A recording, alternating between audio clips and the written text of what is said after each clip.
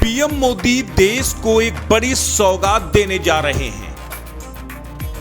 एक इतना बड़ा फैसला लेने जा रहे हैं जिसे सुनकर आप हैरान हो जाएंगे। इस फैसले के बाद आपकी जिंदगी बदल जाएगी। इस फैसले के बाद महंगाई छूमंतर हो जाएगी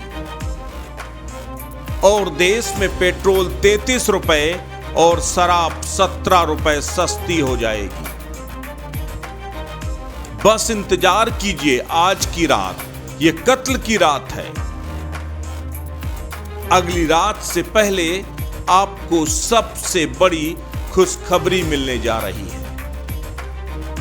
पेट्रोल 100 के पार, डीजल 95 से 100 के बीच, टमाटर हुआ 100 रुपए पार। पूरा देश इस समय महंगाई से त्राही त्राही कर रहा है। आम आदमी का बजट गड़बड़ा गया है। न बच्चों की फीस भर पा रहे हैं, न घर का खर्च चला पा रहे हैं, क्योंकि बेतहाशा बड़ी महंगाई ने सब कुछ चौपट कर दिया है। लोग रह रहकर सरकार को कोस रहे हैं, भगवान को याद कर रहे हैं।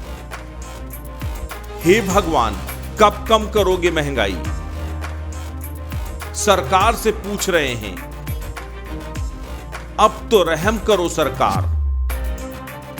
तो दिल थाम कर सुनिए, आखिर ऐसा क्या होने जा रहा है। महज 3 मिनट के अंदर हम आपको पूरी कहानी बताने जा रहे हैं। ये कहानी सुनकर आप गदगद हो जाएंगे, आप उछल पड़ेंगे, खुशी से पागल हो जाएंगे। चंडीगढ़ में जीएसटी काउंसिल की बैठक में सबसे बड़ा फैसला होने जा रहा है। अब सरकार पेट्रोल, डीजल और शराब को जीएसटी के दायरे में लाने जा रही है। अगर ऐसा हो गया तो सब कुछ बदल जाएगा। लगातार केंद्रीय सरकार के मंत्री, बीजेपी के सांसदों की तरफ से भी मांग उठती रही है कि डीजल, पेट्रोल और शराब को जीएसटी के दायरे में ले आना चाहिए। लेकिन महंगाई का रोना रोकर सड़कों पर संग्राम करने वाली विपक्षी पार्टियों के नेता और विपक्षी पार्टियां खुद नहीं चाहती कि डीजल, पेट्रोल और शराब जीएसटी के दायरे में आए, क्योंकि अगर ऐसा हुआ तो अकेले राज्यों को 2 लाख करोड़ से ऊपर का नुकसान होगा। और ये नुकसान केवल बीजेपी शासित राज्यों को नहीं, बल्कि गैर बीजेपी शासित राज्यों को भी बड़ा नुकसान होगा।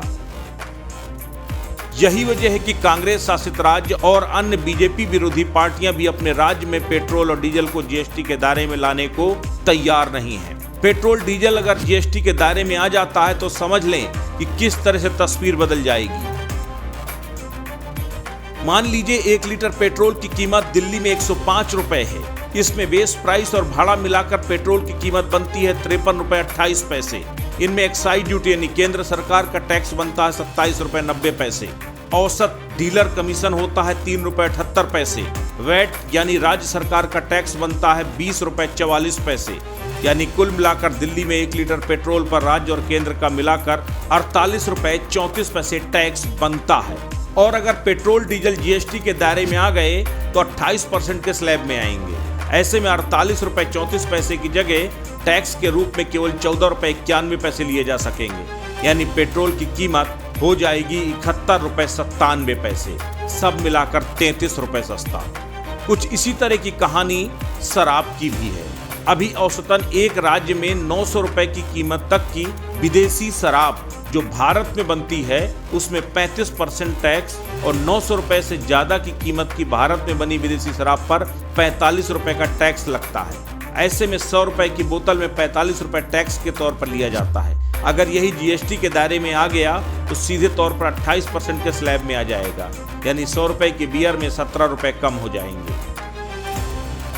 अब सवाल है कि अगर आम जनता को इतना फायदा है तो सरकारों को इसे जीएसटी के दायरे में लाने में परेशानी क्या है?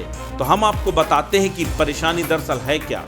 अगर राज्यों ने शराब और पेट्रोल, डीजल को जीएसटी के दायरे में ले आए तो इससे सरकारों को 2 लाख करोड़ से ऊपर का वार्षिक नुकसान होगा। और क्योंकि अभी तक शर्तों के मुताबिक राज्यों को होने वाले नुकसान की भरपाई केंद्र सरकार करती थी, लेकिन अब केंद्र सरकार ने उस भरपाई से इनकार कर दिया है।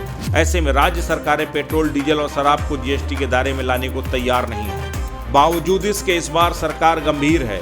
पेट्रोल, डीजल को जीएसटी के दायरे में लाने की कोशिशों में जुटी है, लेकिन फैसला जीएसटी काउंसिल की बैठक में होगा। ऐसे महज 24 घंटे के अंदर आपको पता चल जाएगा कि आपकी लॉटरी लग रही है या आपके लूटने का सिलसिला बदस्तूर जारी है। अस्तित्व न्यूज के लिए दिल्ली से प्रवीण तिवारी की रिपोर्ट।